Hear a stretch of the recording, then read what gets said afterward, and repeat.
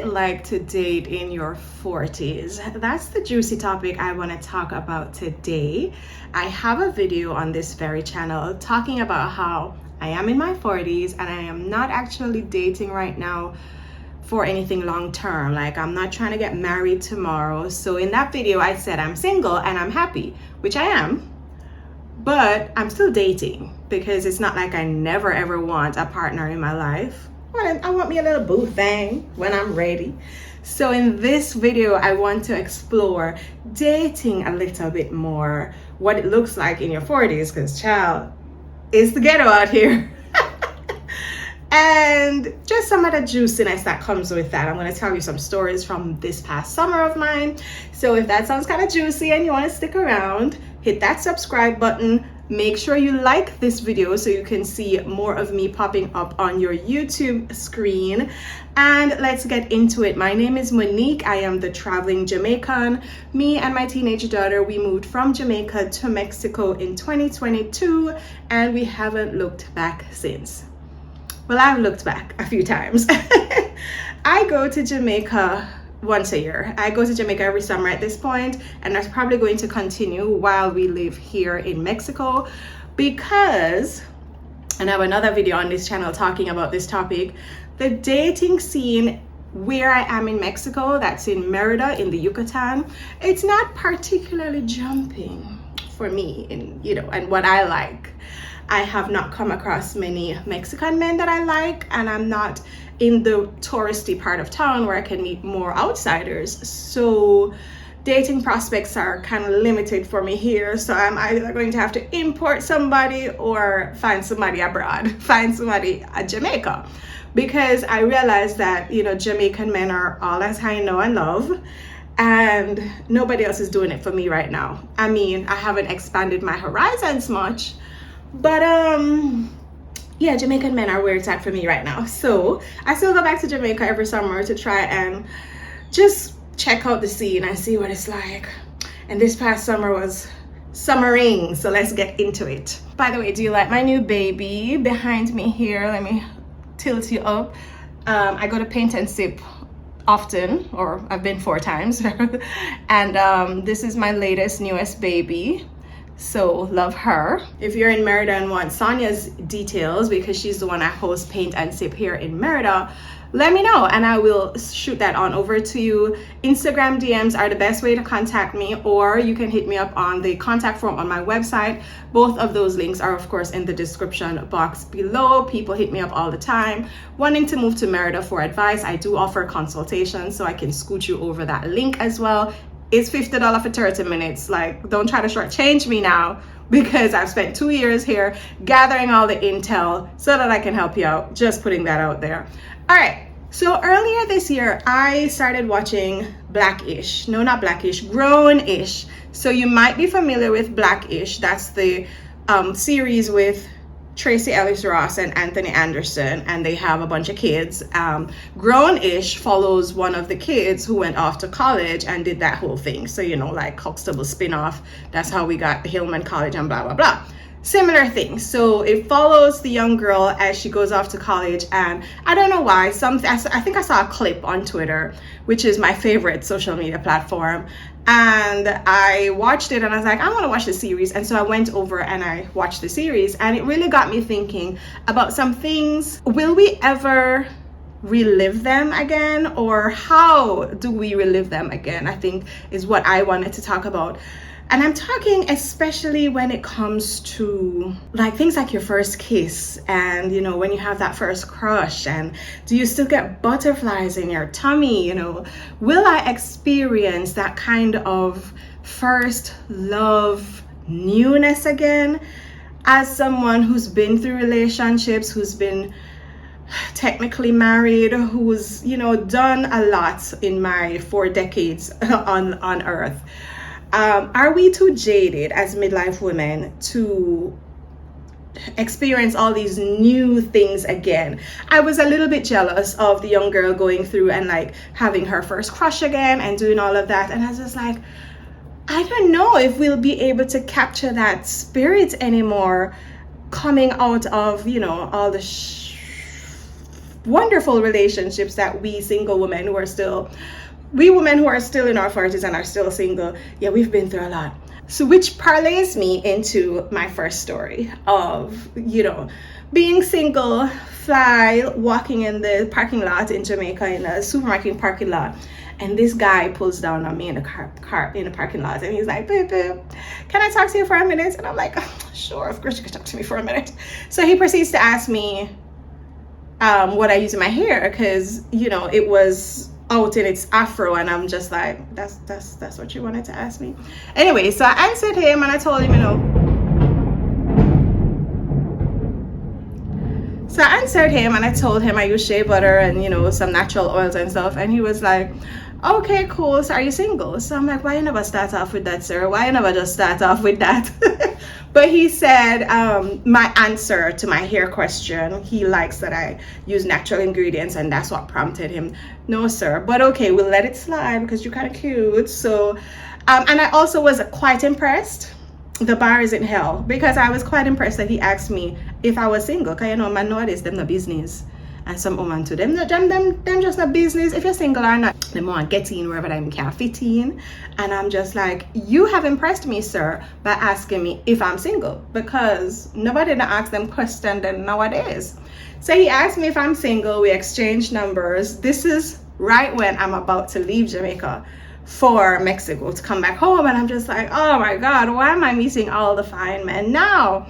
So same thing he said, like, oh no, just my luck to have met you when you're about to leave. So I guess he realizes that time is of the essence, and so he invites me out. That same day we went out and we had a good time, and I left that experience kind of all giggly and smiling, like, oh, this is new, this is cute. So I guess I say all that to say that we are not too jaded, and every experience can be brand new if you allow it to, if you don't bring all of your baggage from all of your past experiences, and you give each person that you meet a brand new slate. I think it's possible to have those butterfly experiences and to have that newness that I know I crave. I definitely crave a level of romance and spontaneity when I'm with someone, and if I don't get that, then I'm not interested. So are we too jaded though to have, is that one of the reasons why we are so discerning right now? Is why we're so picky? Let's talk about that. So I will say, he is not the only person that I met over the summer. He was the only single person. I actually did ask him, are you single, sir? Because you have to ask good and proper, and sometimes them tell you so them single, and it's just that somebody else out there don't know, say them single. Then anyways. But are we too jaded to find love and to experience newness being women in our 40s? Because one of the first things that always worries me when I think about relationships, having lived on my own for such a stretch of a time in my life, is how am I going to share space with someone? And I think if I especially have a partner who he's been single for a while, the two single people come together, so nobody in their space, you and you have your certain ways where you want things done in your house, and you don't want nobody move your furniture or put on no dirty dish. You just, things kind of annoy you when you live so long and the tree broke a certain way already and it can't really tree in no other way again. I've thought about that a lot, but then I've also realized that when newness and freshness comes into play, and you find someone who actually gives you the feeling of this is better, because as single people who are in our 40s, a common theme that I realize that me and my friends have is I'm not inviting you into my space if you can't somehow elevate, if you can't somehow make me feel better than what I'm already doing for myself. And my life is kind of cushy and comfortable right now. So if you go and come into my space and stress me out, then that's where your invite absolutely ends. But if someone comes into your space and kind of make it feel even better, even fresher, even more exciting, you are excited to let everything, all those little trivial things, oh, I'm leaving the toilet seat up, all right, so me start looking at the bathroom now every time me go in there just to make sure me lock it back down. Like certain things that you would think that are big annoyances, I think they kind of slowly slide away if the person is really a genuine person that can bring some happiness and some joy into your life, like really elevates the space and make you feel this is worth giving up some of that freedom and that stubbornness that we have as single people in our 40s. So then the question becomes, how do you find that person? How do we find that person in our 40s who has a mindset like that? Which brings me to my next point. As someone who is in her 40s, single and open to some level of relationship, like I said in my last video, I'm not looking for anything long term right now where the person's gonna want to get serious tomorrow and want me to move in and come live with them tomorrow. That's not what's gonna happen. I'm open, I'm dating, I'm looking around for prospects who don't mind long distance relationship right now, knowing that maybe in a year or 2 or 3 we can come together and live together, but not right now.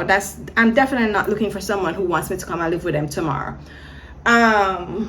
But how do you even start to find that connection as someone who's in our 40s and the apps them not working and, you know, trying to make your friend them hook up? This is not how we used to meet people back in the day. Your friends hook you up with their friends and you just meet someone in the circle. This year, I proved to myself that, or I've started to study. I've started to kind of take note of what my mindset is and therefore what type of companionship I'm attracting. Like a few years ago when I was broken down and heartbroken and just completely not in the frame of mind to welcome anything healthy in my life, I attracted a partner who is toxic AF. And so when I look at the space that I was in mentally, I can see how I even managed to attract that into my life. And then when I kind of surrendered and said, you know what, I'm going to give up on all of this and I'm just going to let the next person who comes into my life, it's supposed to feel like a big sigh of relief. That's exactly what I got. But there was still more work to be done. And so I still had to work on my mindset to still be able to attract a partner that mirrored what I was looking for at the time. And unfortunately, I didn't know what I was looking. You don't know what you're looking for until you have some experiences that help you to define what you're looking for, right? So this past summer, when I went back home and I started to put myself out there and say, I'm ready and I'm open to start exploring, I realized again the different type of people I was attracting this time around. And because I said the law of attraction work, you know, the law of attraction works. So whatever your mindset is and wherever you are in life, that's the person that you're going to attract. And that's why they always tell you that when you come out of a relationship, work on yourself first. Make sure that you build up back your self-love, your self-esteem, your self-respect, so that when you go and learn from the lessons, because that relationship that you just came out of broke down for reasons. So you want to learn from that experience and use it to help you fine-tune what it is that you want moving forward. Because you wanted all of those things and you might have gotten it in your last relationship and things never work out for reasons. So now you have to take those reasons and help to define your list. All right, I thought I wanted this, but it never quite worked the way I thought it would work. So this is how I'm going to now work on my mindset and make sure that the partner I'm attracting is on this level, because I attracted that partner because I thought that's what I wanted and that's where I was in life at that time. So if I want to level up and attract a partner who's on another level, I have to level up myself, and I know that. So to all my baddies out there who are saying, you know, I am a homebody, I'm not going to meet anyone if I just stay at home. My favorite place to meet someone right now is in a supermarket, apparently. Me and that person, I think it was just a one and done. It was just that one date. We did exchange numbers every now and then. There's a hi, but I don't think you can establish anything long term with someone that you met once. So I kind of let that go. It was just an experience that really gave me the butterflies experience that I was looking for, to say to myself, I definitely came out of watching that series wondering if I'm too jaded to ever experience love like that again. And while I didn't experience love, I'm not trying to say that that's what happened. I was just excited again, and I was like, ooh. And I realized that if I want it, it is still available to me. And that was very exciting. It really also helped me to kind of put perspective to some things that I think I was still holding on to. Because, you know, sometimes you manifest something and you really think that this was the best that I could have gotten. And as long as we're breathing, we can get better, we can manifest better. And so I realized that I was still holding on to something that I thought, this was the best that I ever gotten, will ever get, I better try and make it right, and all of that. And I was just like, when I was presented with the opportunity again, I realized that I was doing myself a disservice, because we all know that when something crumbles and disintegrates, if it doesn't come back to you naturally, then it's just not meant for you. I was the one that was kind of holding on to it voluntarily, like there were no clues or anything to make me feel like, say, I should hold on to it. It was just my mindset was wrong. My mindset was definitely kind of trying to force me to hold on to what I felt was the best that I could have gotten. And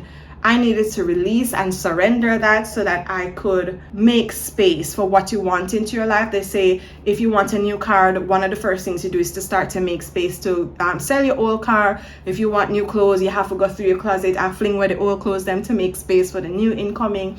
It's really the same thing even with men and with dating. If you want someone new in your life, but you're still holding on to an old chapter, oh, you have to turn the page. Like, we have to actually come clean, surrender, release, with love, releasing even the things that we think we want. If it is meant for us, the universe knows to circle back. Don't worry. If it's really meant for you, it will circle back, but release it and open up for something even better. Because as long as you're breathing, as long as you're not 6 foot under, I still believe that the best days are ahead.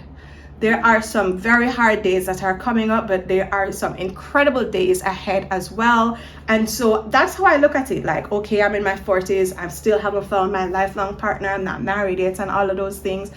That only means that the best is yet to come. And so I'm excited. I look toward that. I look forward to that with excitement, with openness, with calm, knowing that my time will come when I am ready for it. I will attract it when I am ready. And I just have to keep on having these experiences that help me to define better what I want, to set the boundaries of what I don't want, so that I can attract what it is that I do want. So I open up the floor to you. Are you in your 40s and single? What is your mindset? How do you feel about love? I can tell you that when I made that last video, I was feeling very closed off, I don't want this in my life right now. I'm focused on this. And just going back to Jamaica and having those experiences and just, everything being very playful and light and fun, I realized that I was blocking my blessings. And so I kind of opened up my mindset a little bit more and just realized that I was really blocking even some of the fun experiences that await me with that mindset. And so just that little tweak has helped me to bring a little bit more fun and enjoyment in my life. And I ask you, if you're in your 40s, you have children, are you too jaded to welcome back love into your life? Let's have a look at the mindset where we're at right now, ladies, and tell me if you think that where you are now mentally will attract the person that's meant for you. And if not, What can you do? What can you release? What are you holding on to?